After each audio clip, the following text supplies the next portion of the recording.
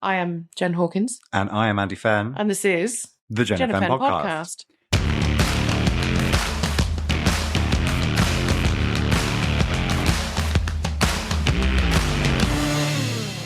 And we are back with the rest of our Resident Evil ranking. Mm-hmm. We have been ranking the entire franchise from worst to best by scoring them individually and then combining our scores and then multiplying by 2 and dividing by something else. And then doing something in Excel. And, we've ended up and with here we are. List. So just as a refresher for the last episode. So from worst to best, we had Resident Evil 6 was the worst. Mm-hmm. No surprises there. Then, controversially, we had Resident Evil 7 in 12th place. Which I didn't expect to be that low. I didn't expect it to be that low at all, but this is where we're at. So then we had Resident Evil 5. We had the Resident Evil 3 remake above that. Then another controversial one, Resident Evil 4. Did not do well. I think a lot of people, if anybody is ever listening to this, to be fair, the fact this isn't in this episode, I think will be a source of upset for certain people. Yes. And it's like you said in the previous part, none of these are like bad games. Except Resident Evil 6. 6 is a bad game. But technically generally bad game. Speaking, these aren't games that we think are terrible. They're not even games that we necessarily didn't enjoy. We just didn't enjoy them as much. Yeah. Or to me, they just weren't good Resident Evil games, which I think is a... But then, very sad, the last one we finished the episode on was the original Resident Evil 1. Well, I don't know. I think that was a good one to finish on because that is the launch pad into this episode, which is... Yeah, I'm sad that it was so low down. I know, I agree, but knowing what we know is coming, it's just not as good. It's objectively not as good. It's like a snake shedding a skin for me, that one, and that's so I suppose should we just jump straight in with the new one? Straight back into the what is this? The top 7? I think so. The top 7. Well, there's 13. So 13 of them. We're doing 6. Yeah. So top 7. The first of which is Resident Evil Village. Interesting. I did wonder if that would be lower. I wondered if it would be lower because I think I am surprised. Well, I'm not surprised it's higher than Biohazard because neither of us like Biohazard very much. I think this one is better than Resident Evil 7, and I know a lot of people disagree with that one. I would agree, but I think I probably scored it a lot lower than... You scored it 8 and I scored it 5. I think 13. It's purely because if we take remakes out of the equation, this has probably been my most enjoyable Resident Evil game of the last however many years. Yeah, whereas I probably found more enjoyment in some of the others. Yeah, agreed. And I think this one is because I think it gets the cast of villains really well done. The villains are fantastic. The villains are very good. Yeah. But again, this one suffers from the same thing as Biohazard in that it is a brilliant first half of the game. And then the wheels fall off tanks, as it goes on. Completely. It starts to skid downhill, and then I think that final section is just shite. Not good. Yeah. Again, it is completely a game of two halves, and we mentioned this in our best of 2021. It's just, the villains are fantastic. The two main villains in it. I mean, I think Miranda's a pretty good villain. Yeah. I think she doesn't get a lot of screen time, really, but she's decent when she's on screen. Lady D is obviously the star of the show. Icon. That whole section to me could have just been the game and I'd have been delighted with it. Absolutely. I actually would have preferred it if that had been the case, to be honest. If that whole game had just been set in that castle and the village and maybe the Beneviento house. Yeah. Yes, of course, the Beneviento house as well. Yeah. If you'd have cut out a lot of the crap, I'm sorry to say it, the Heisenberg section in the factory. I hate that section. Yeah, me it's too. Awful. It's that whole first section is just perfection. It's note for note perfect. And I think the real problem with Village is I don't think it capitalizes enough on its strengths. No. And it gives in to some of the franchise's worst traits, which is to kind of overindulge its greatest hits a bit. Yeah. Because you can see it, like the castle's RE1 to a degree, the second, I mean, I said the only one that really stands alone to me is the Beneviento house, because that kind of style of play has never really been in Resident Evil. No, it's almost more Silent Hillish, isn't it? It is a lot more Silent Hillish, and it does something I think it's deserving of so much praise. It takes the concept created by games like Outlast and it gives it the note perfect amount of time before and then acknowledges actually this kind of gameplay outstays its welcome really quickly. Yeah. So it's all of 20 to 30 minutes. That's it.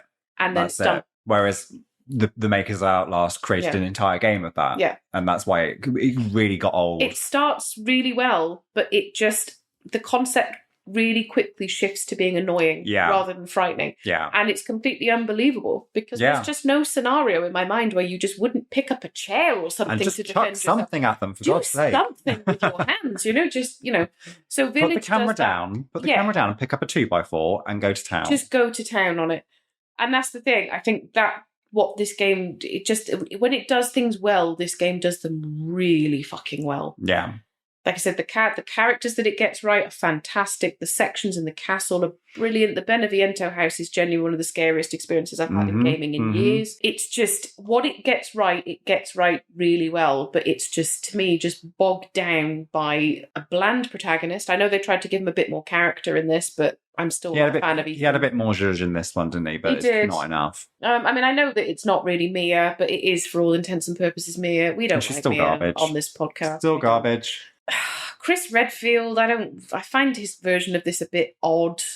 Yeah. They haven't completely let go of this idea of him being testosterone tits, have they? But they tried to actually give him a brain, I suppose. And he's almost like leaning into kind of that Ada Wong territory, isn't he? Where his intentions aren't quite clear, and it's always he's much more of a militia figure than he is a police officer. He's not kind of do-gooding, if that makes sense. No, he doesn't seem. He seems to have lost his sense of doing the right thing, which I kind of like, but explore it more, please. Yeah, we need the depth to explain, because at this point we know that Chris and Jill have left the BSAA. Yes, but we don't really know why. No, we don't, because really they only pop up. Well, he only pops up in the last 10 minutes of RE7, which is kind of a, oh fuck, look, it's him. And that's all it's there for, apart from that DLC, which isn't very good.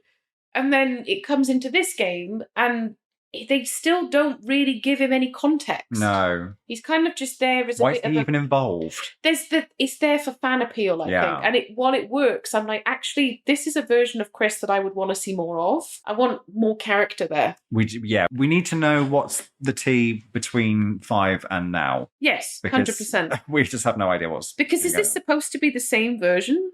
I guess. Well, I guess it does, because Heisenberg acknowledges it by calling him a boulder-punching or whatever, which is funny. That is funny. Admittedly, that boss fight's awful, and I hated it. Well, it's not awful. I just didn't enjoy it. It was a bit like, it wasn't even challenging. It was just silly. Yeah. And then, but when that line of dialogue comes up, I was like, actually, that's pretty funny. It's like, fair enough. It does it well. But that's the thing. It's got this, I mean, what was the other game that we mentioned that was a bit of a greatest hits? 6, yeah. So it kind of carries on that annoying trend of trying to just recycle and rehash old stuff. To appeal to everybody. Yeah. Like I said, you've got the RE1 horror influences, and then it skids into RE4 with the Monroe part, then RE5 with the factory part. It's a very weird mentality, isn't it? Because it's basically saying, regardless of which Resident Evil game is your favourite, you will like at least 10% of this one. To me, they should have just doubled down on that first half of the game and just made that the whole experience. Like that huge castle. Go back to the basics of finding your keys to open your doors. Exactly. Solving your puzzles. And there's so much potential for boss fights in those areas. It just felt like what it did really, really well was done superbly. Yeah. Which is why I think of it so fondly. But it just didn't quite have the courage of its convictions to keep going with it. What they clearly don't want to do is alienate those people that did come on board with 4 and 5. 100%, you're right. And that is, for us, as huge fans of the OGs and then not so much later on, that's an issue.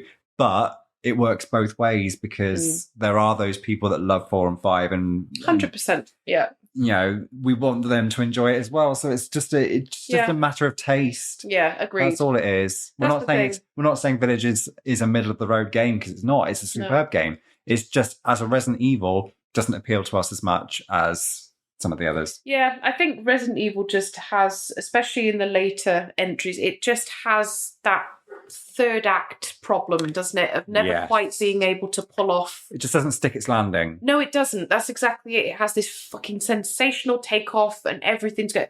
And like you say, it just doesn't quite stick the landing. And to varying degrees of success. It's not terrible, but it's kind of a bit like, okay. And they've all been like that. 4 was like it, 5 was like it, 6 didn't stick its takeoff, never mind its landing, so we won't get into that. No. But 7, 8, exactly the same. They start off pretty good. Fantastically, I would say. If not brilliant. Yeah. And then just tank about 2/3 of the way through. Yeah. This one, I think it deserves to be where it is on the list. It is truly a game of two halves. And we did review it in a bit more depth in our Best of 2021 episode, if anyone is interested. But yeah, there was one thing Capcom does really well, I think, is character. Yeah. When they create good characters, they create really iconic characters. And I said it before in our Best of 2021 video. I'm putting money on it now. Lady D will be back. You said that, didn't you? I'm putting money on it.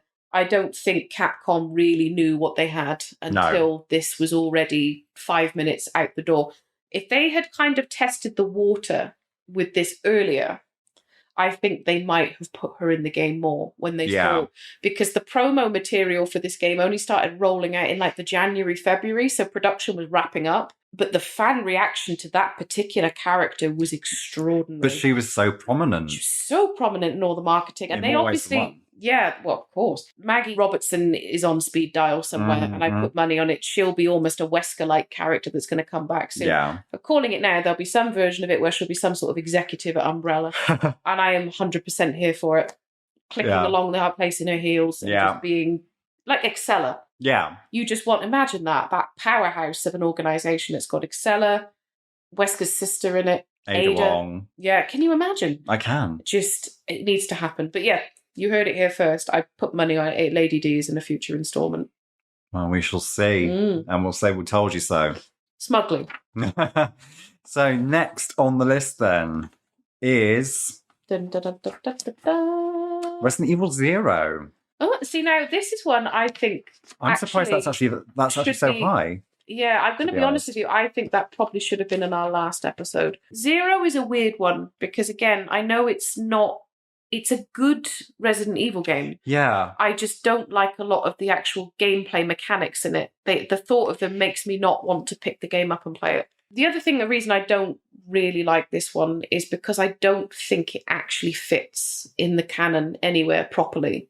Because I don't understand how we're supposed to believe that Rebecca's done all of that. And then so turns into a total fanny when you meet her doesn't mention any of it. Absolutely. Like, I would probably argue that her last 12 hours of her experience would be quite notable to pass on to your fellow officers, even as a bit of advice. Yeah. Like, oh yeah, well, by the way, this has happened, blah, blah, blah, blah, blah. Oh, you won't believe the night I've had. You know what I mean? Yeah. Like, by the way, where's the Bravo team? Oh, I've got no idea. They're all dead. You watch them all. You literally just watch them all die. And we're not going to have a talk about the slug man who's just farting around in the woods. That's the thing. It's like all of a sudden she knows nothing. She's useless. Literally, every time you see her, she's being cornered by something and falling on her ass. I mean, even if the end of the game had ended with some utterly bizarre thing, like she got cracked over the head, and forgot everything. Yeah, or the Men in Black turned up with their little, that thing just blunts your memory. Yeah, that movie with Will Smith in it. Just something to explain why these two things don't quite click together properly. And why she's suddenly so incompetent. Yeah, because she's genuinely awful, really. Yeah. I like Rebecca Chambers. Me too. But she is a fucking cross to bear, is she not? Like, got to give her the credit where it's due. She seems to be about 15 years old and has a medical license. So I mean, she's obviously a highly intelligent woman, just hides it very well. But she's not a combat specialist. No, not at all. But in 0, that works. Because she figures it out and she finds her way. Well, I think the idea is that Billy Cohen is supposed to... Is more of a combat person, he's... Is he a mercenary or he works for Umbrella, doesn't he? Yeah, something like that. But what I don't understand is why all of a sudden between 0 and 1, which is really, we're talking an hour. Hours, yeah. Literally hours. Hour, maybe 2 hours tops. She's suddenly completely useless at everything. Like I said, and the thing is, it just makes no sense to me when you consider how closely developed those two games were, that there's no reason why Remake shouldn't have at least a piece of dialogue or something she can give you or whatever that just kind of says, oh, by the way, this happened. This happened, yeah. Yeah, but you don't mention it. And I think it's obviously because it's an afterthought and it came after the original comes out.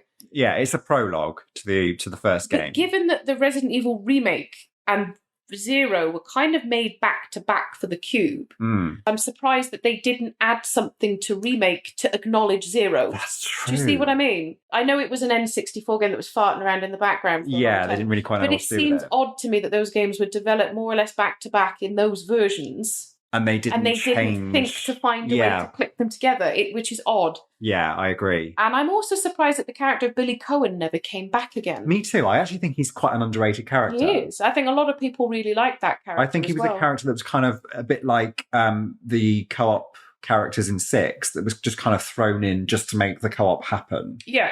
And I don't think they really expected him to be popular, and I suppose in a way he's not really popular. He's not, but then I think that's by virtue, to be honest, that this game was on the Cube, and not many people played it. Yeah, and actually, true. I don't think many people played it when it came out on PlayStation 4 either. No, possibly not. I don't think this game... There's a lot of people... This is the one in the franchise that I know of people who have never played. This is probably the one that most people, I would say, have never played. Yeah.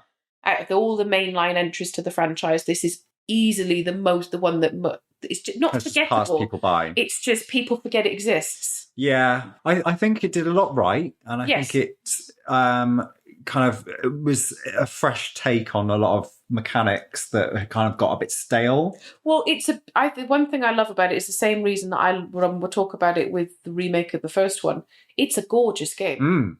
Yeah. Some of the environments in this, like Stunning. The train at the beginning, is gorgeous. And it's because of those pre-rendered backgrounds and those fixed camera angles. Yeah. It plays them like jazz. It's just everything about it. Like you get those shots from behind a chair where there's a dead body in the chair as you walk past. It's just so atmospheric. It nails atmosphere, this game.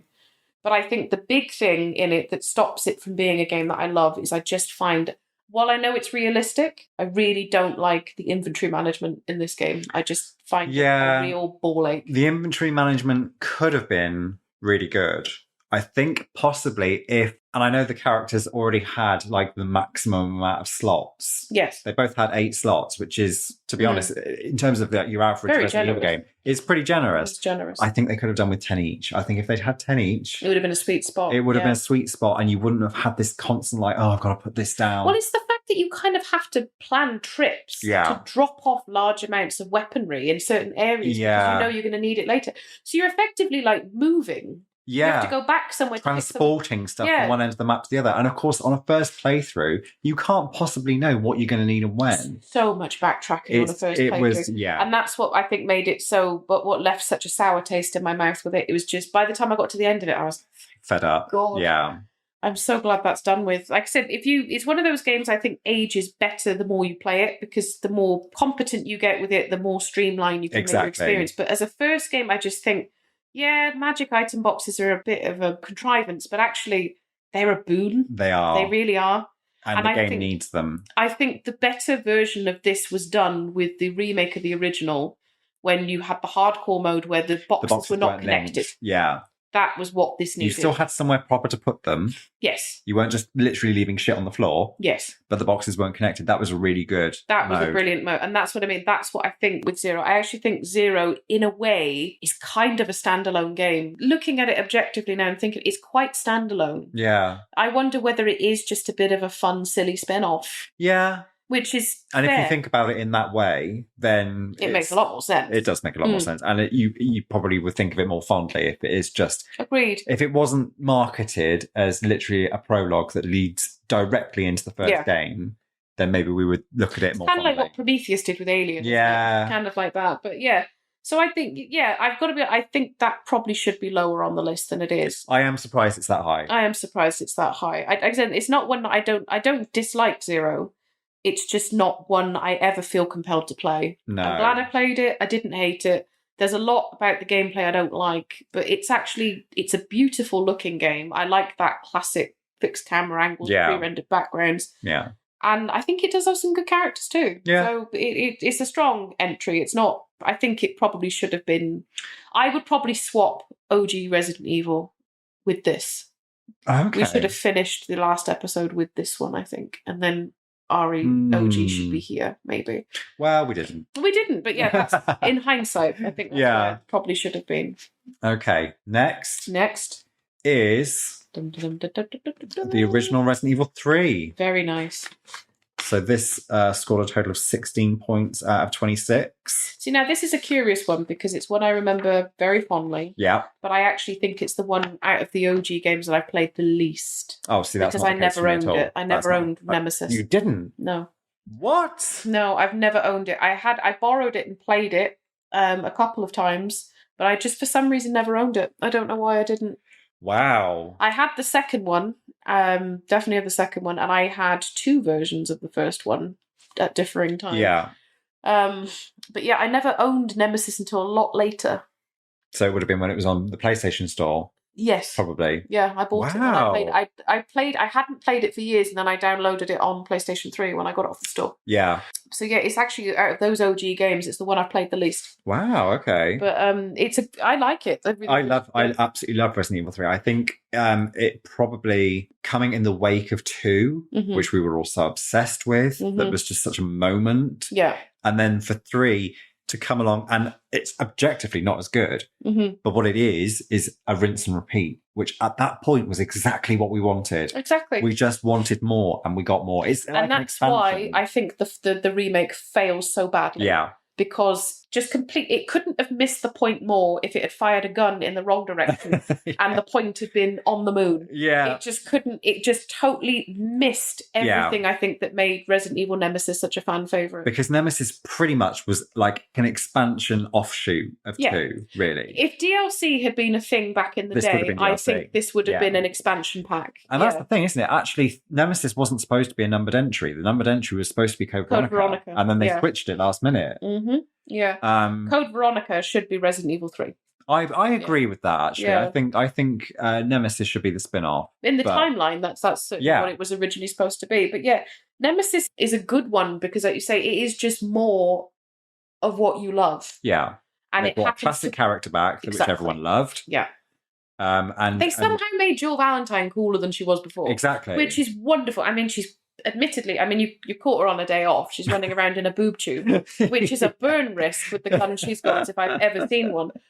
It's just that iconic outfit, isn't it? Yeah. The blue boob tube, the cardi tied around it, which she manages magnificent to keep on immaculate the entire time. Well, she's done brilliantly not to get anything on that white linen, but yeah, it's cool. Yeah. Nemesis is really cool. Like, the character's really cool. I mean, Steve, what's his name? Carlos is a bit... Yeah, Carlos is... I prefer the version of Carlos in the remake. Actually, yeah, I'll give the remake that 1 point. I think Carlos is better as a character in remake, and that's the only major improvement. He's just a very bland kind of leading man figure in the original, whereas he's much more fleshed out and much more the likable. Umbrella Squad in general, actually, I would go as far as say I think remake does them better, because is it Mikhail? Mikhail, he's cool. Nikolai even. And Nikolai, yeah, they're better realised in the remake. Yeah. I'll give the remake that those characters, the Umbrella Squad, are better realised in that version. But there's just the little cool moments in this game, like the Brad Vickers.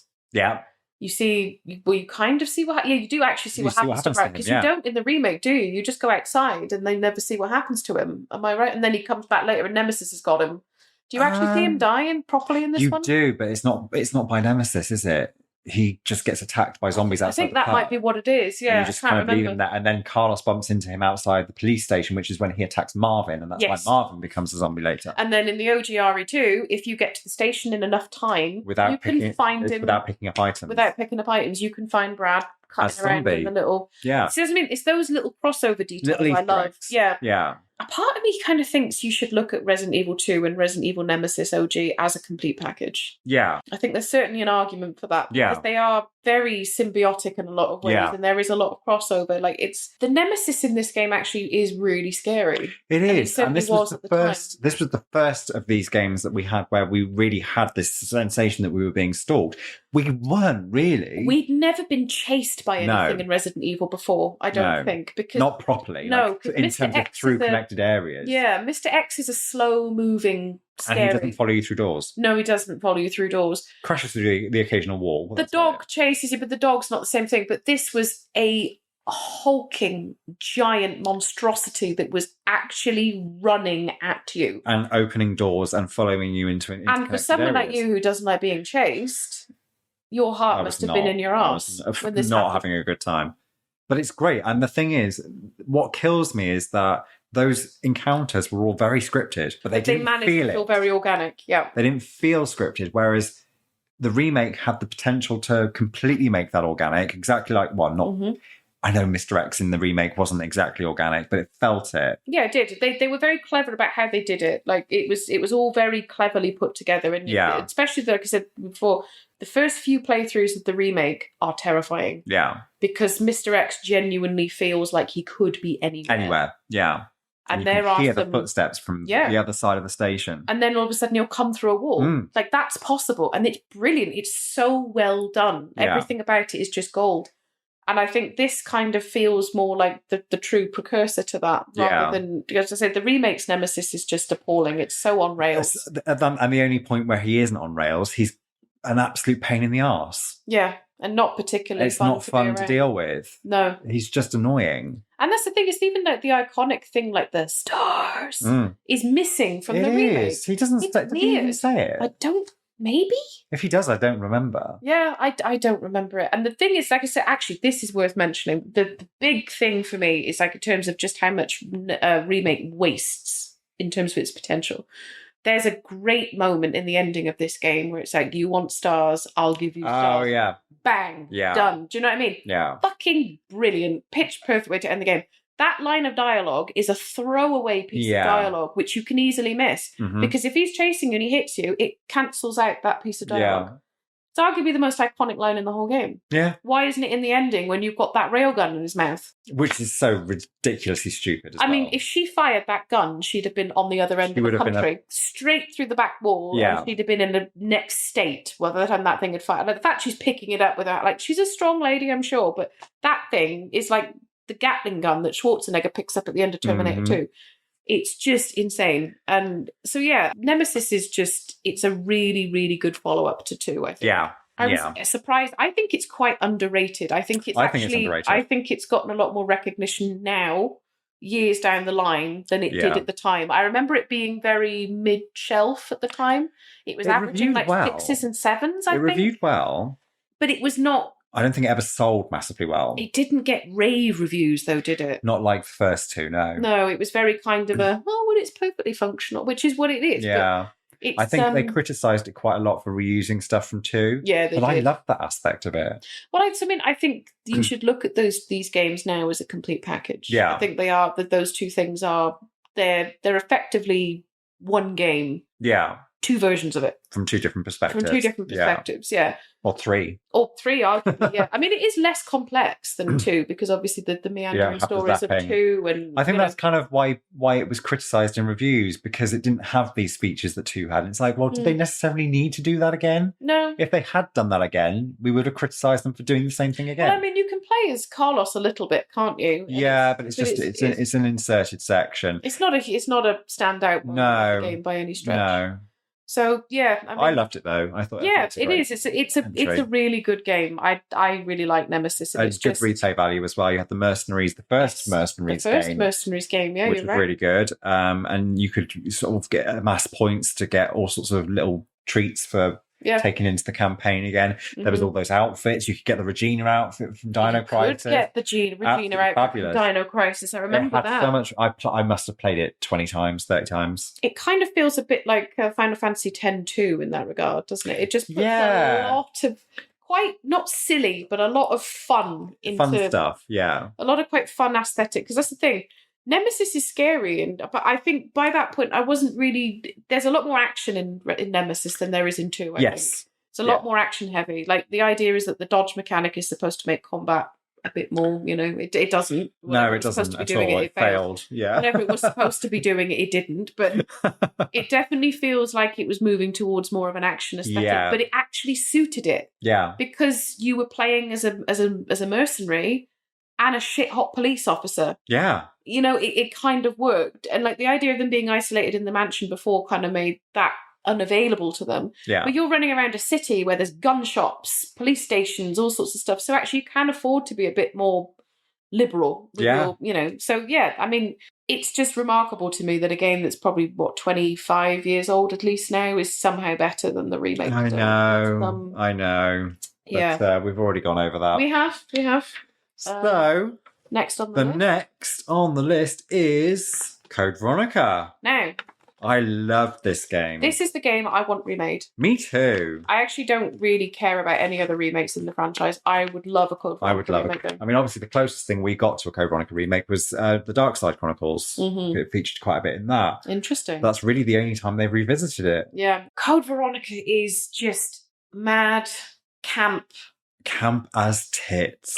And wonderful. It's a wonderful but really kind dark. Of spin-off because it's almost like a Dario Argento film, isn't it? Yeah. It's so weird and so big, but it's and really, really scary. Yeah, there's some really horrible moments in this game. It's really grotty and dark and horrid. And it's notable because it's the first entry of the new generation of the franchise. It was the first PlayStation 2 version. So it was the leap from Nemesis on PS1, and then we went to PlayStation 2. Yeah, so it starts on the Dreamcast, which I've never played myself, but I watched you play. Yeah. So we've got Code Veronica and Code Veronica X. I actually think the original version was vastly superior to the X version. I am inclined to agree with you because I think it handles a particular plot point much better. Yes. Much better. Yeah. You're probably in a better position to what so what happens in again, we're getting into spoiler territory, but if anyone who's listening to this who hasn't played these, were you ever going to do it? Probably not. So Albert Wesker actually is killed off in the original Resident Evil. Yes. He turns out to be a surprise antagonist, and then he's killed. It's Tyrant, isn't it? By Tyrant. Yeah. He unleashes the Tyrant from the tank, and the Tyrant kills him and kills him. Yeah. But then we don't see him at all in 2 and 3. Mm-hmm. But then in Code Veronica, it's this shock return. He's back and he's infused with the T virus, and that's how he's been able to do it. And it's an actual shock return because there's no indication of it. There's no build up to it at all. In the original version of Code Veronica, he doesn't appear until the second half of the game where you're playing as Chris. Yes. Yeah. And literally, Chris just is wandering around, and all of a sudden he turns around, and Albert Wesker is stood in front of him. Yeah. And of any character, of any of the protagonists who has had the most beef with Wesker, it's Chris. So that is such a moment when he's like... And it's a proper... fuck. Yeah. Wesker is alive. Not only is he alive, but he's got some virus shenanigans going on. That's how he survived. That's the idea. Is the Tyrant infected him. Because the Tyrant stabs him with claws, doesn't he? I'm trying to remember. I think he might have already had the virus in his body at that point. I think it's the virus that kind of keeps him alive. Okay, right, that would make sense. And his body regenerates, and obviously when the T virus is working in the body, it gives you these superhuman powers. So he's got this like almost Matrix style movement. He's very fast, isn't he? He's very fast. He's strong. Can zip around, and he's very, very strong. So he's back, he's alive, and he's new and improved kind of thing. And he's really now dangerous, really, really doubled down as this huge antagonist in the game. But in Code Veronica X, which was, to be honest, I think if the Dreamcast hadn't been a flop, I'm not sure it ever would have been on another platform. No, I agree completely. I think that's exactly what it was. It was basically they kind of bet on the wrong horse. Yeah. So then they brought the PS2 version out, which was Code Veronica X, which was this fleshed out version. It had these new cutscenes and new content, and it was actually very little. But what it did is it brought Wesker into the Claire section. For no reason. Claire's never met him. Wesker wouldn't know who she was. Well, he would know who she was, but equally he would have no reason to pursue her. No. Because he would just be hanging around waiting for Chris to turn up. Yeah. She only knew who he was by repute, because she would have heard about him from Chris. Yeah. It's almost There's no reason for him to be in her story. No. And it's almost like when they've reframed it in that way, with him appearing in Claire's story, it's almost like they already knew he was alive still. Yeah, that's what I think. I think it takes a lot of the shock out of it. They're less surprised. I think that's a failure of Code Veronica X because it's just, it kind of like what they did with Wesker is what they did with Pyramid Head and Silent Hill. And it was this iconic character that was just overused. With Silent Hill, it was just people completely misunderstanding the point of the character and just overusing it because it was like the Robbie the Rabbit thing at the icon character. So like, oh look, there he goes. Capcom can't really excuse this because they've consistently had the helm of this franchise for years. But they did overuse the Wesker character a lot during this period. And it started with Code Veronica. Yeah. And then it was, oh, look, he's back in RE5 as well. I think Code Veronica was like, that was a cool moment. It was a very cool moment, yeah. I think when he was in 4, it was like, he's starting to wear a bit thin now. And then when he was in 5, it was like, for God's sake, will you just die? Literally that. It was like he was doing the shares farewell for every game, and you were like, oh yeah, I forgot my keys. Yeah. It was kind of popping back like that. But Code Veronica is brilliant. And I think it is brilliant, It's the Ashfords that really make it so madcap. That's the word I would use for it. It's just this massive... It's almost, I'm trying to think what it is. It's like, it's almost these kind of vaudevillian enemies, aren't they? It's like, people like this actually exist. No, they don't. But it's so funny and camp. And we've dropped a couple of spoilers in this, but I actually am not going to discuss the big twist between the Ashford siblings. When you get to it, you're just like, I'm sorry, what? Pardon? Literally that. I'm like, all right, okay, that was that happened. That was a spicy addition that I'm actually kind of here for it. Yeah, you're just like, right. Yeah. Okay. But anyone who is a fan of the franchise who hasn't played Code Veronica, it hasn't aged terribly, to be quite honest with you. It was the first, actually one of the only games of that kind of style of Resident Evil that was fully 3D. So you haven't got the static camera. You still got tank controls, but they're a lot smoother than the I just remember those lighting effects, in that first section when you're in the prison, you turn that lighter on for the first time at the time, and then you see those lighting effects, and you were like, shit, this is cool. Yeah. Like that was a moment where you were like, wow, this is a generational leap. Yeah. This is, But it's available on modern machines. It's not really had a proper remaster. No, it's had a series of quite a bit of an up-res port. Successful ports. The ports have problems, like you can't speedrun with the ports because there's some kind of an input delay, and something to do with the frame rate, and it's poorly optimized. Yeah, it's the PS4 version, and it depends where you buy it from. If you buy the US version, it's fine. Yes, you're right. If you buy the PAL version, it's not. It's just poorly optimized. Yeah, PAL the Xbox version is absolutely perfect. I forget there was even an Xbox. Yeah, there's an Xbox 360 version which you can now play on Xbox One and Series S and X. So I always remember of all the games, I would say the Resident Evil games always had really cool front covers. Except this one. Yeah, Code Veronica was shit. It's just kind of like if Claire had opened the front camera on her phone and it's just this weird facial shot of Claire, and it's not terrible, but I'm also like, okay, it's not great. Just all right, okay. That's the thing as well, isn't it? Because to be honest, if you hadn't read a lot of stuff about the game, you could almost be forgiven for not even realizing Chris was in it.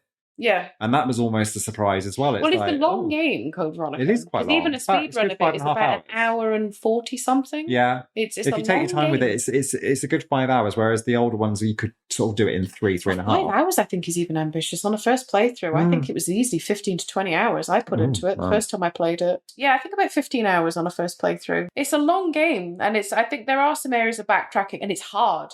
Yeah. There's fucking Bandersnatch enemies in this other... Don't. You know what? The bit that always used to get me, and it was the one thing that used to kill an A run when you couldn't save. The only save that you had was that mid save, where in the old days it was when you changed from disc 1 to disc 2 and you had to make a save. It's the bit in the second half when you take over as Claire again in Chris's section. Yeah, and you have that bit where you have to.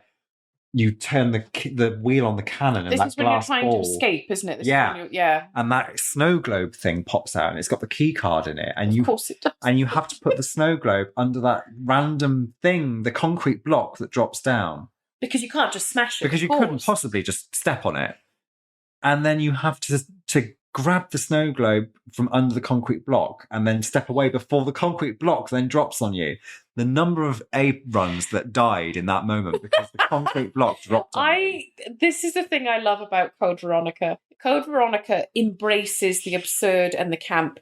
It takes all the things that the previous more serious entries tried to skirt around the nonsense of, and kind of just goes, do you know what? Double down on the camp factor. I just absolutely loved it. Wonderful. It's a wild ride. It's a wild ride. It is just a perfect marriage of all of the weird and wonderful things about Resident Evil. It's so self-aware. Yeah. That's what I love about it. It makes it really gritty it's grittier than it's ever been by that point. It juggles those two things surprisingly well. But it also then takes the action aspects of 2 and 3 and the absolute B-movie crap of the first one and just blends it together in this perfect... It's a B-movie. Yeah.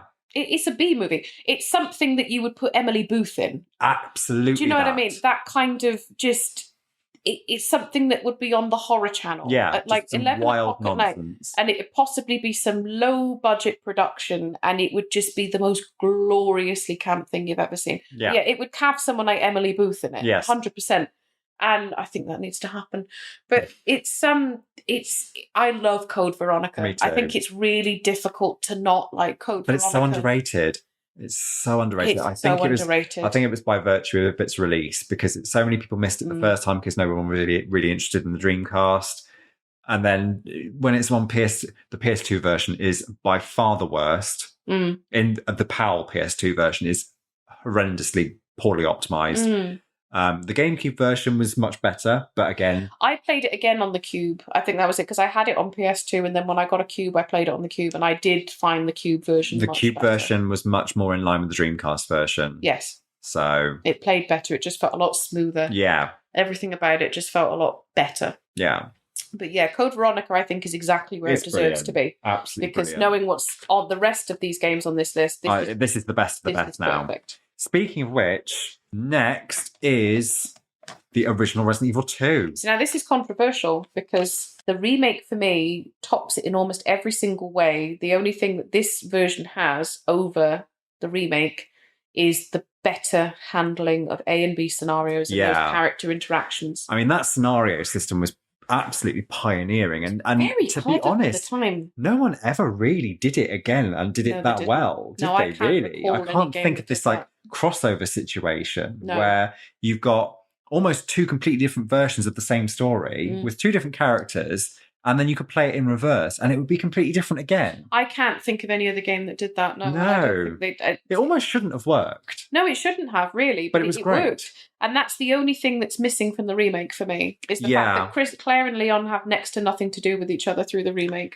And those B scenarios are just so silly. They just don't need to be there. They're just a bit, The second run on the remake is so arbitrary because they basically... There's just no point. You just start in a new place and you get a different gun. They just picked like a canon version, which was not really any of the original storylines. It was an amalgamation of different bits of the A and B scenarios that they just kind of said, right, this is how we're going to say the story played out. It's almost kind of, the B scenarios in the remake remind me of the arrange mode that was on the original one, where it just changes the locations of some items and a bit of a couple of different puzzle solutions, and it was pointless. It's really sad. That was really the only fly in the ointment with that one for me. That's the only thing, and the fact that the game was so good that it managed to circumvent that anyway.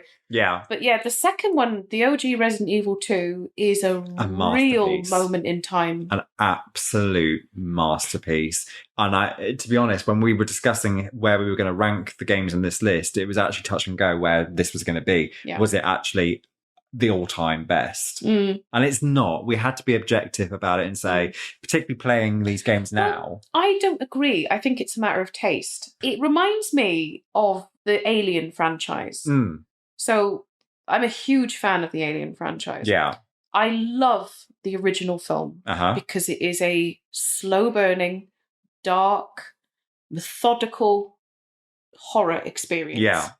You get to the second one, and it takes all of those things and turns it into this big, bombastic action-packed, epic adventure. And that's how I would compare Resident Evil. It is very, very much that, isn't it? Resident Evil 2 is more of an adventure. I think. And it's more action-packed. There's a lot more moving parts to it. There's more characters. There's a lot happening. Like, it's a big game, really, for the time, especially. Like, there's a huge cast of characters, really, that you have to introduce throughout this entire thing. There's multiple playable characters, not in addition to the two main protagonists, because then you've got Ada for sections and you've got Sherry. It's a really ambitious game, and it works on every level. It is a game that I think absolutely deserves every drop of praise it's ever gotten and will ever get. For its time, flawless. Seminal. Absolutely. Obviously, when you look at it in 2022, it's not the best thing. Well, I'll be honest, I think it's aged like a fine wine because people still love it. I think there's a big dollop of nostalgia in that. I think if you put it in front of someone who, even if they were a fan of the series, hadn't played it before and gave it to them now, they would think it was absolute dog shit. I don't know about dog shit. I think it depends on I think it's very dependent on the type of person that you're giving it to. I think people who are into a certain genre of game wouldn't enjoy this. But I think even if you didn't play this at the time, if you're somebody who really enjoys a good narrative structure, I think you'd still find a lot to love with this version of the game. I really do. But as you say, it depends on the type of player. 100%, yeah. Like, I mean, not to be patronising, but your average 15-year-old COD player isn't going to touch this with a barge pole. No, that's it.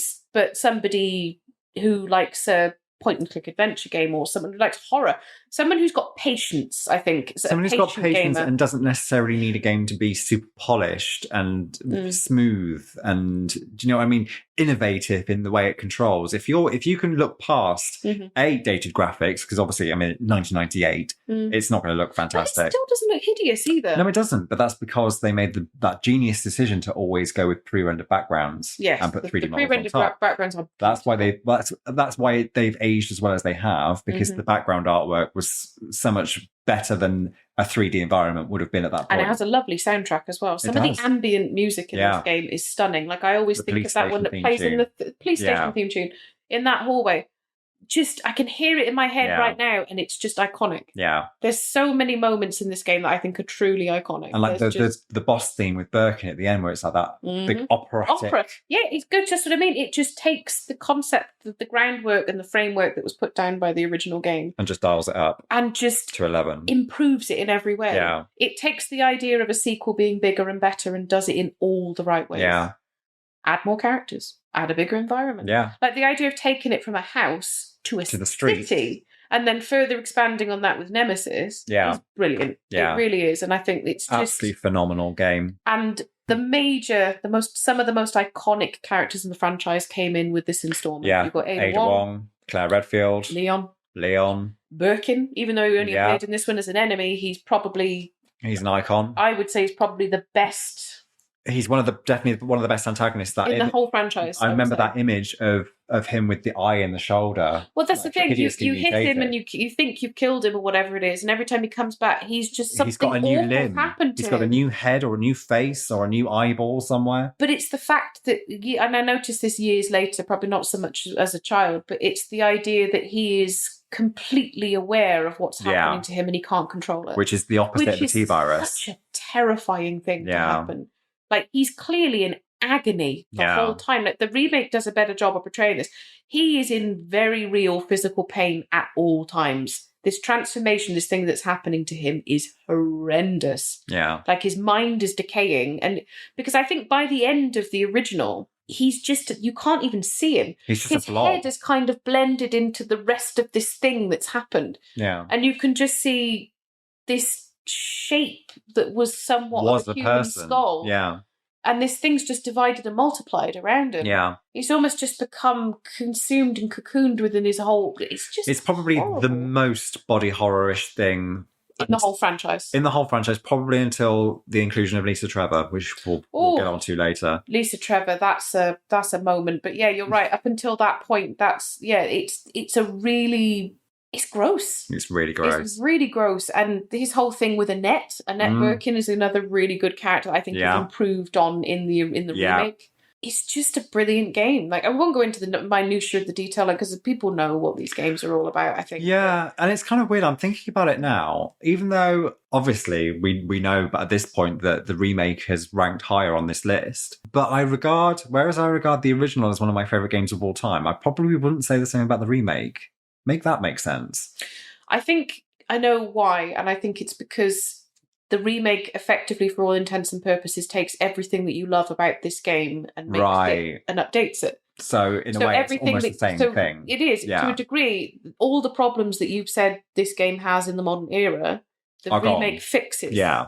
while also preserving the spirit of what made the original one so good. And I think that's why anybody can play the remake, I think. Yeah. And that's the beauty of it. And you can still appreciate all that magic that was in the OG version without question.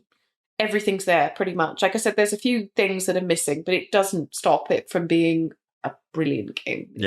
I would say that it's probably one of my favourite games that launched on the PlayStation 4. Mm-hmm. I would agree. It's definitely one of the very, very, very best games of that console generation of that decade. Yeah. But as I say, the OG version is just, it's great. Like, I'm just thinking about... And I would still play it now. I would still play it now. And it's just thinking about how dark some of it was. Like the whole thing with Brian Irons. Yeah. Which I think is something the remake does do differently. But it does. And I was surprised at how much it kind of skirted around it.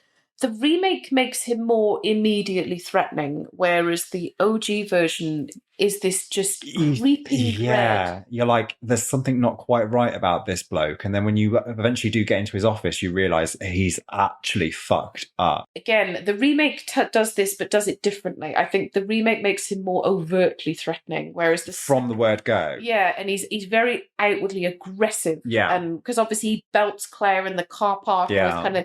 Whereas in this one, he's almost a creepy child catcher kind of character. Yeah. He's got a weird voice. And the whole downstairs, the basement of his office is just nasty. He's got like a table with...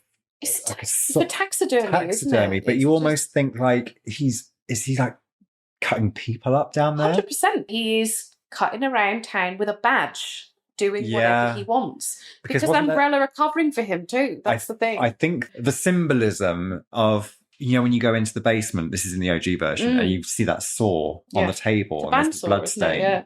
Yeah. I think that ties into the thing with the mayor's daughter. Yes. Because he says that to stop her from turning, he has to decapitate her. Yeah. So I think in that intervening time, that's exactly what he's done. Yeah. He's taken her down there and he's sliced her head off. Yeah, but the impression is that he's been stalking that girl for some time. And, basically, who's going to argue with the chief of police when they pick up women in the street?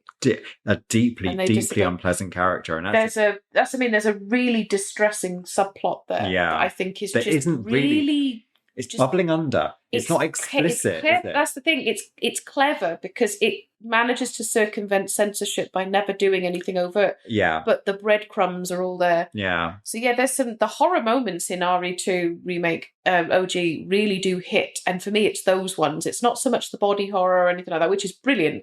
But it's those little moments in the game where you're just like... That's fucked up. Shit. Yeah. And that kind of segues, I guess, nicely into the remake. Because that that's the thing. Because that is actually... I think the next on the list. Are fairly symbiotic. Yeah. I mean, that number one is what I expected. Absolutely. Absolutely. I think process of elimination, everyone would have worked it out by now. 100%. But yes, our second place entry is the Resident Evil 2 remake. And I think we've pretty much said everything we could possibly say about it. But I mean, while we're on that thread of like dark moments, I think the remake does some really, really good things with that. And I think it's mostly in Claire's campaign. And I don't know if this is something that's quite specific to me as a woman, but Chief Irons is horrendous in that remake. There's a diary where he talks about going out and hunting pigs in the street. And it's women. Oh. But he calls them pigs. I'm certain that's the thing. But he might be talking about the kids.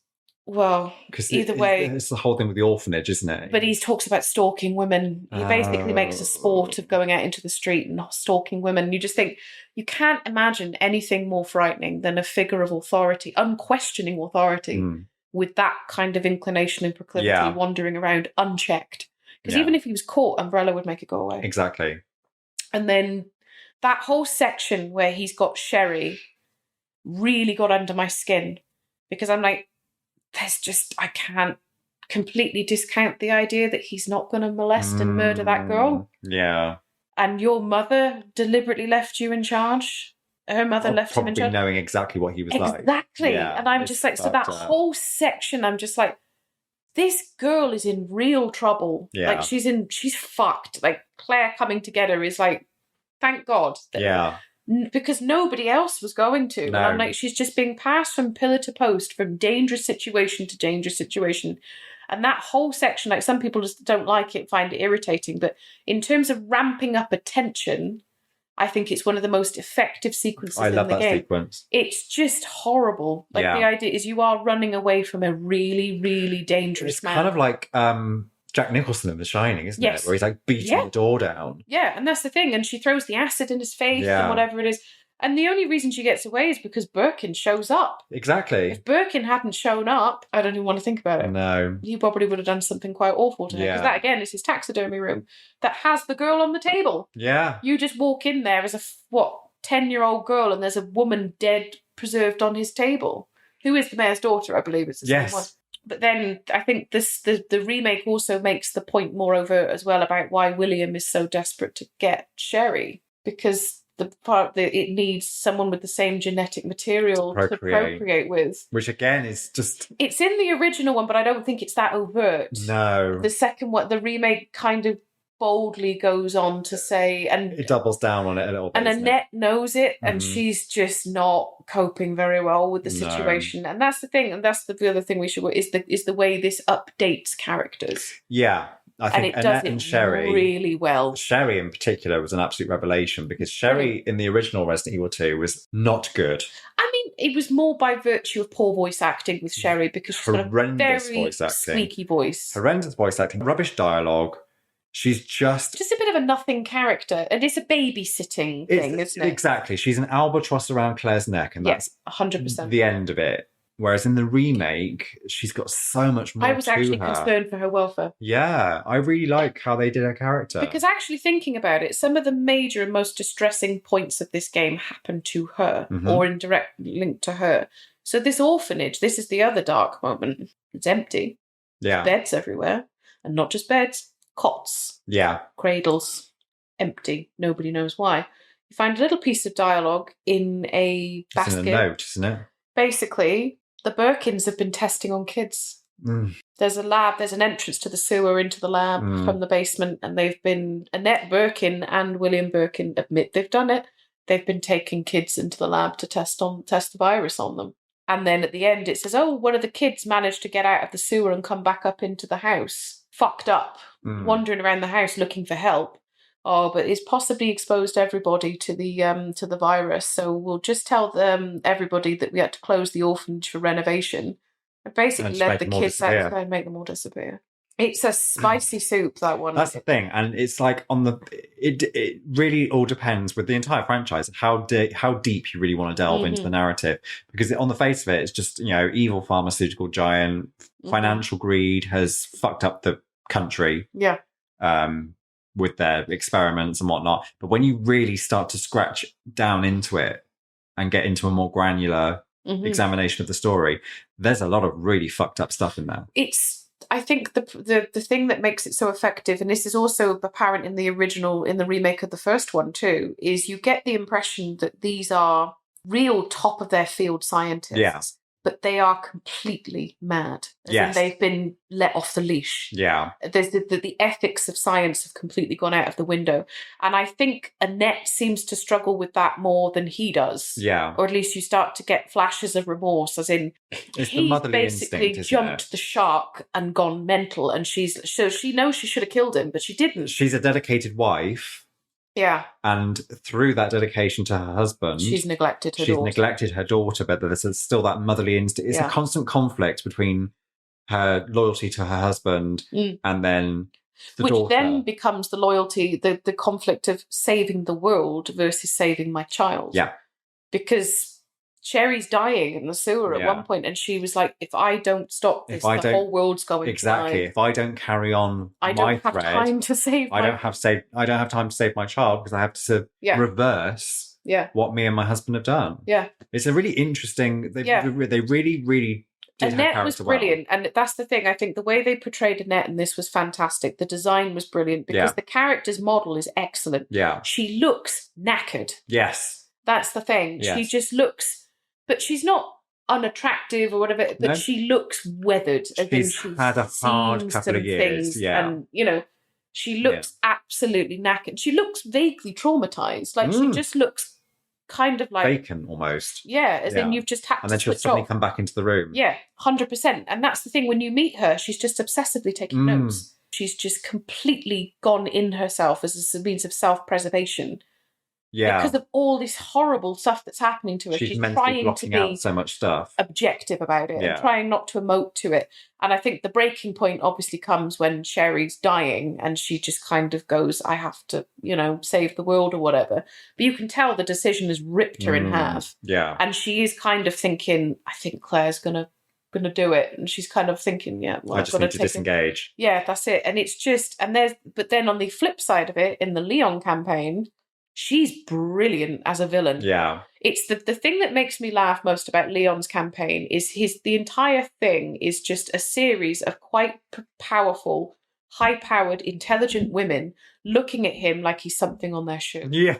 He comes in with a gun and goes, identify yourself, and she's on the floor, and she basically tuts at him, doesn't she? Yeah. She just goes, and Ada's just like, you need to calm down a bit. Just go sit in the corner. And then those two have that face-off where she tries to kill Ada with that lift. Yes. It's fabulous. I do wish we'd had like the full-on slapping match that we had in the original version. Like the fight in a fountain, that kind of a thing. The Colbys. Yeah, in the fountain at the front of the mansion. That's what you wanted. It's just that, like I said, the character of Annette is probably the standout character in the remake for me because they took a character that was okay, bit camp, bit mad, and actually turned her into a really complex 3D character. Yeah. And I would really have loved some DLC. My perfect DLC would have been story character DLC, just something short. What she was doing when she was perhaps... See, the DLC that I wanted, and this hangs on something, a point about the story that they chose to deliver in the remake that didn't work for me. Was obviously by this point we know that Ada Wong is alive. Yes. But in the original Resident Evil 2, she, inverted commas, dies. Yes, at the end of the game, yeah. And depending on which scenario you're playing, she dies in different ways. The death falling from the gangway, from what is clearly a huge height. That is technically the canon ending, isn't it? Now? It is now. Yeah. But I remember when the remake was first announced, we were utterly convinced they were going to go with the other version where she gets beaten up by Mr. X. Yeah. Because that really is the only feasible way she could survive. Well, there's been some sort of posthumous contrivance that she had some sort of a grappling gun on her person. Isn't that how it's explained? I imagine that scene in Empire Strikes Back where Luke's just falling and falling and falling and then just suddenly gets sucked into a vent. Yes. Is that what happened?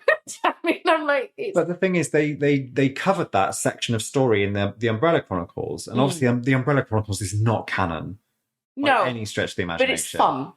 But they show her getting the grappling hook later. Yeah, they do. On her way escaping from the city.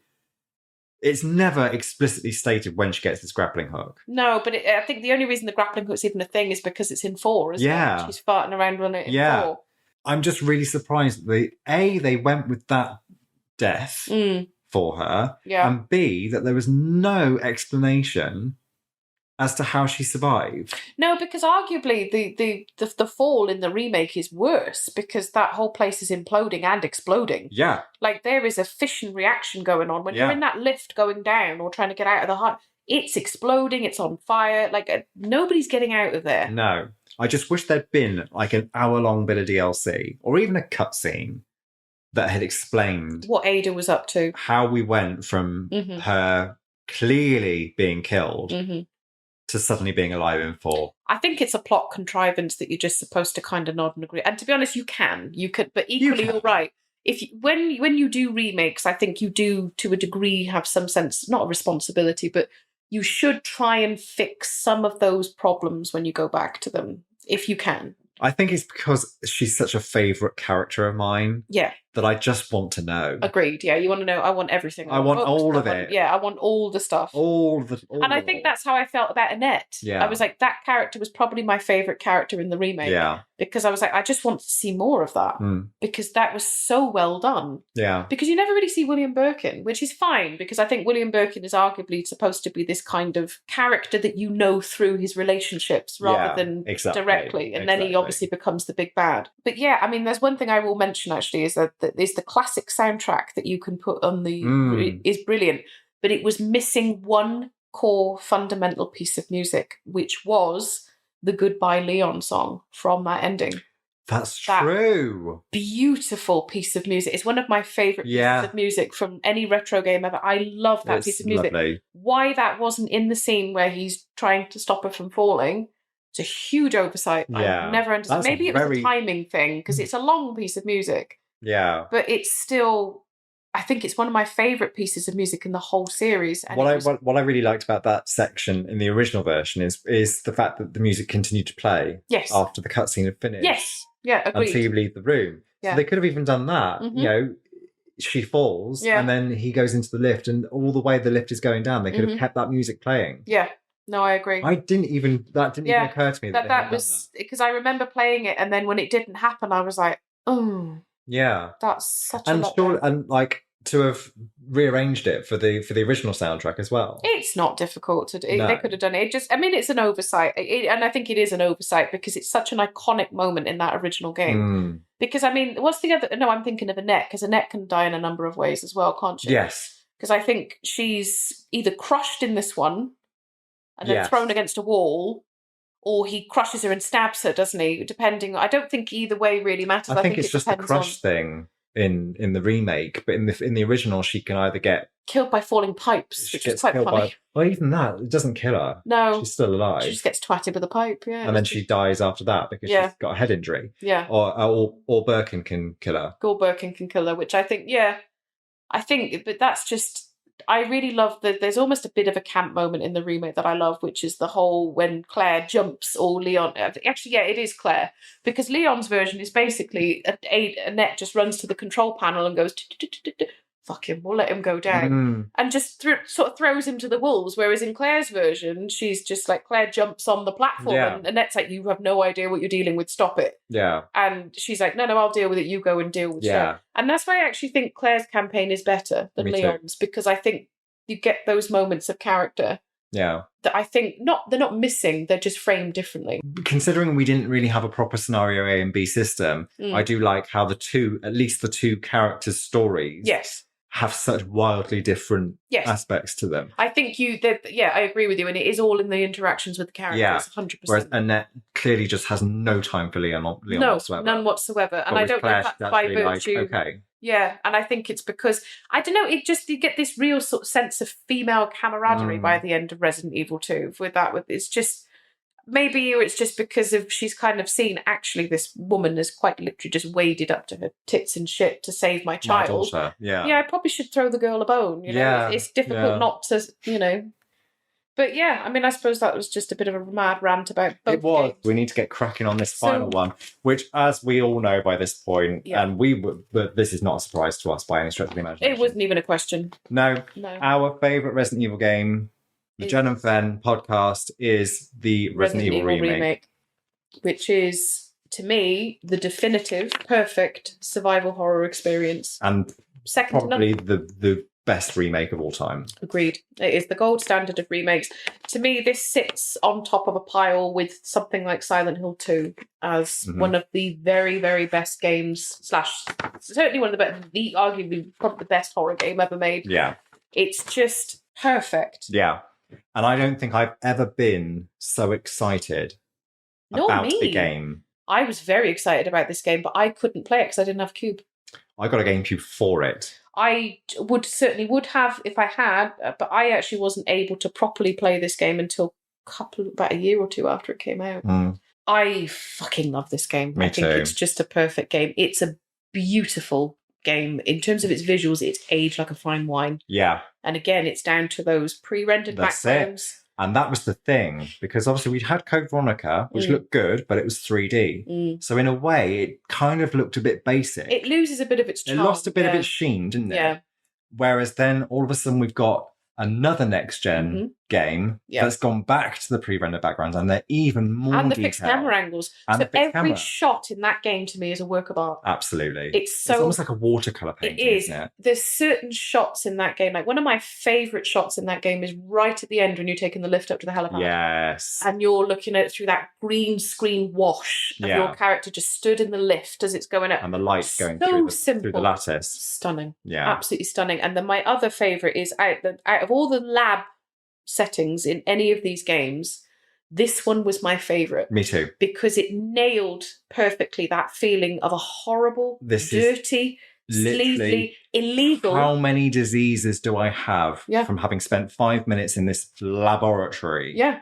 No maintenance. Yeah, because RE2's is brilliant. It's clean, it's clinical, and you get the idea that it's this big high-tech environment, kind of like the colonist complex in Aliens. In Aliens, it's like that. It's a big industrial scale. Whereas this one is just this hidden, nasty, illegal place. Hellhole. Yeah, which is just full of every disease you can imagine because they're testing them, and it's just nasty. Everything about it feels oppressive. I mean, obviously, everyone's been turned into zombies by that point. So, no one's looking after it, but you don't get the impression it was ever clean.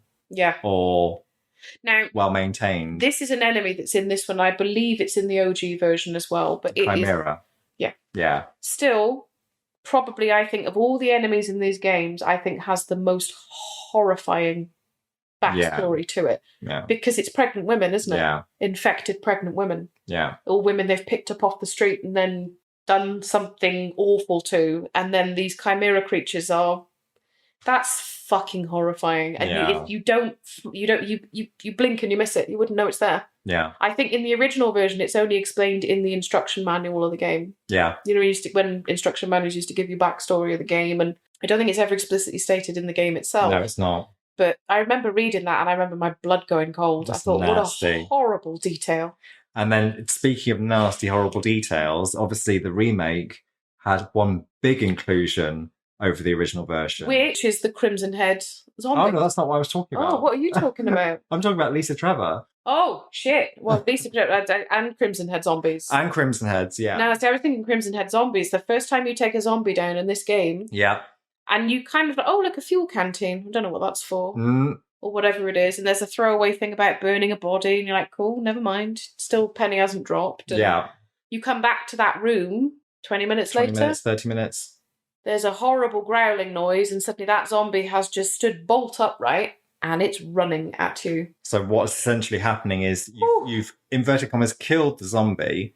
But the virus is then continuing to mutate. And it gets worse. This is a halfway house between the regular zombies and the lickers, isn't it? Yes. The Crimson Heads are. Well, the idea is that it's a constantly evolving virus, isn't it? And the more damage you do to it, the more it tries to repair itself. Self-replicates. Yeah. And it's you just get gradually more fucked up. Yeah, basically. It's the same principle as the G, isn't it? It's just a less intense version of that, arguably. Yeah. But it's...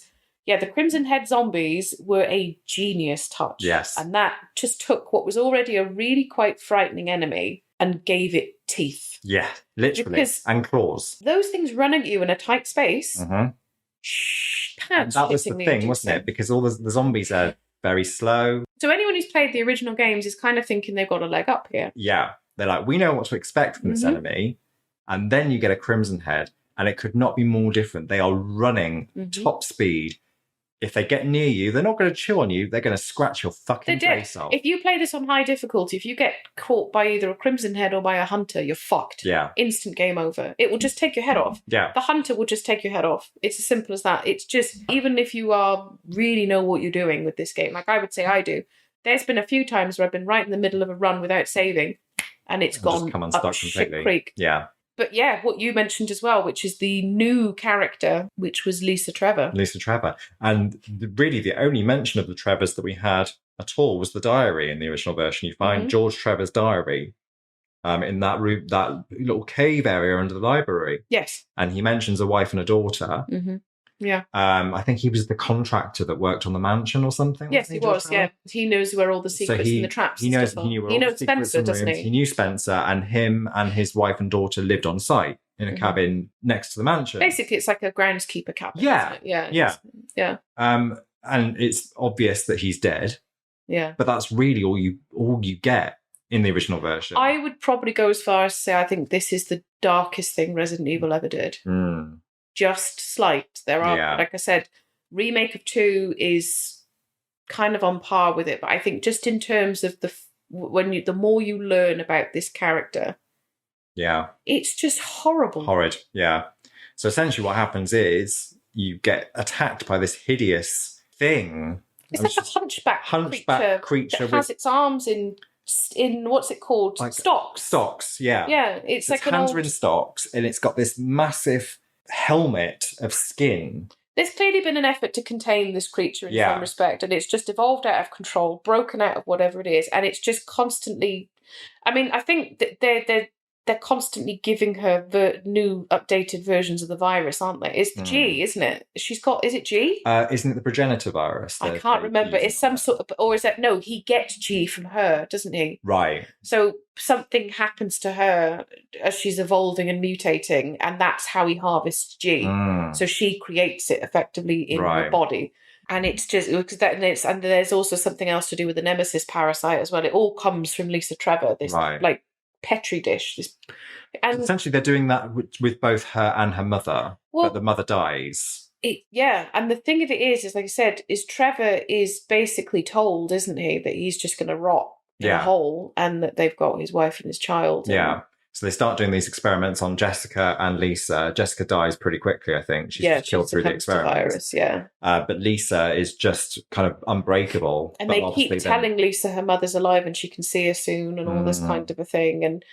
And then Lisa just basically starts to lose her mind, doesn't she? She starts tearing the faces off of people who are supposed to be looking after her. Well, that's the thing, because she can see, she's self-aware enough to see. Well, she's wearing faces, isn't because she? She's become so ugly and she can't bear to look at herself in the mirror. So she starts, she fashions a helmet out of other people's faces. Well, she's looking for her mother as well, isn't she? So she thinks like, oh, well, that was my mother, but it wasn't really. I had to see what was under the face. And it's just, it's so dark. Like this, and there's this long thing you can read which talks about the experiments that are being done on a 10-year-old child. It's just, and this goes on for years. That's the thing with it. It's not a short thing. Like, this lab's been open for years up until this incident occurred.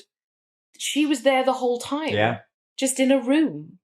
And Birkin and Wesker did that to her. The cruelty that this character is it's just an embodiment of that kind of cruelty and the effects of that kind of cruelty. But it's not until you actually really start to look that deeply and but you could miss it. That's the thing. You can totally miss it. Yeah, you just be like, oh, here's another horrible monster to kill. And that's the thing I love about these old games is that there's so there it is. It's how much you invest in the world building and the lore. And that's another trait that's followed us into adulthood as well, is you and me read everything we pick up in games. For that reason, we'll read every little piece of tutorial information about it because there might be something in there. The Last of Us was the last game I can think that did that really well. When you could pick up the notes, you could not bother, and then you'd have a perfectly good experience. Storylines that are occurring in these notes. That's what I mean. Characters you will never meet. Yeah, these games kind of started that as that definitive kind of narrative experience, that third-person narrative, action-adventure horror. And there is an element of making it up as they're going along. Oh, 100%. And there's a lot of stuff that doesn't make a lot of sense in the canon. 100%. But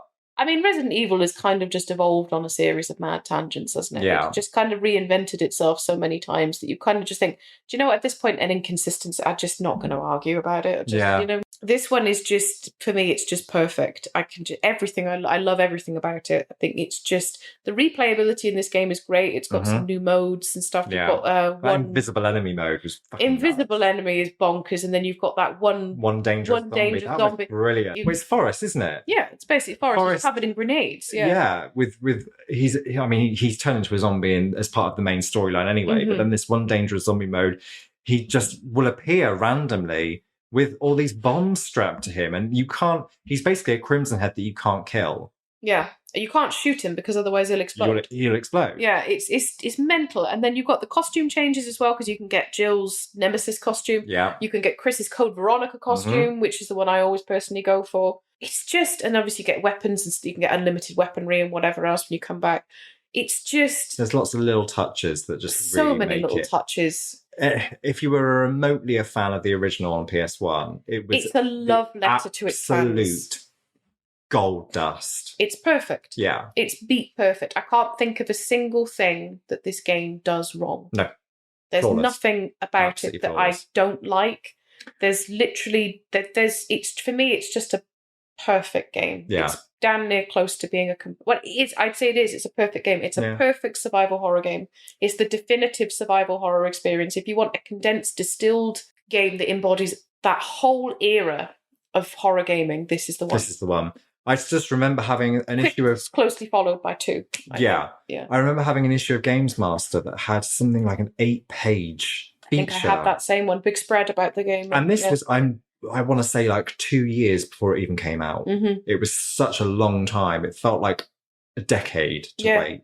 And I just remembered I kept that issue the whole time. And I just kept looking at it. And I was like, I need this. I need this game. Yeah. And when I finally got hold of it, it delivered on everything that I had conjured in my mind. It is a perfect remake. It kind of just, you know what I mean? It knows that the game is already wearing the heels and it's just letting it walk. You know, it's just recreates every section perfectly and updates it in just the right way. I just can't, it's just genius. Like I can't even really, just how well made this game is and how perfect it is. I think for me, the original Resident Evil, because of the choices that they made with the background and the lighting and things like that, it never really felt like the haunted house it was meant to feel like. I agree with you, whereas this one does. Absolutely. The original game was too bright. The aesthetic of a proper haunted house. Obviously, it's not ghosts. No, I agree. I know exactly what you're talking. I know exactly what you're saying. The original one's too bright. Outside, and you can see the lightning cracks through the windows. And you can see zombies wandering around the garden. You can't even see the fucking windows because of the camera angle, but you know they're there because you. Well, there's one I can think of. I think it's as you go towards the plant. The plant, and you can see the zombies outside. And he's just outside. The shadow. And you just think you're going to come through that fucking thing. This is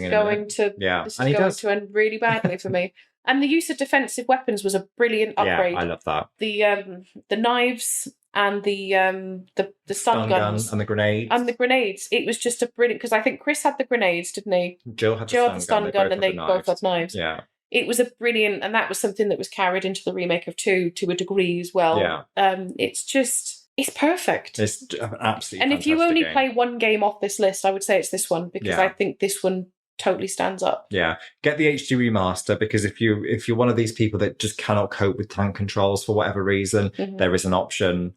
There is an analog version, which isn't terrible. I can play both quite well. I don't like it. I prefer the tank controls. Oh no, I agree with you, but it's not. It's not a deal breaker. No. The analog control is integrated very, very well. Yeah. So it works. And they've got quite a nice, because the original was in 4:3. Yeah. To make it widescreen, they've got quite a nice kind of almost pan and scan kind of thing where it moves the background somewhat, or moves the camera against the background. Yeah. It doesn't look quite right, but it works. But you're just so caught up in the visuals anyway that it doesn't matter. No. You know, everything about it is just so, it nails its atmosphere and it's so immersive that even if there are sort of issues with the aspect ratio, whatever, it just doesn't matter. No, and you can play it in the original aspect ratio anyway. If you want to, you can play it letterboxed. Yeah. There's nothing wrong with that. The game doesn't stop you.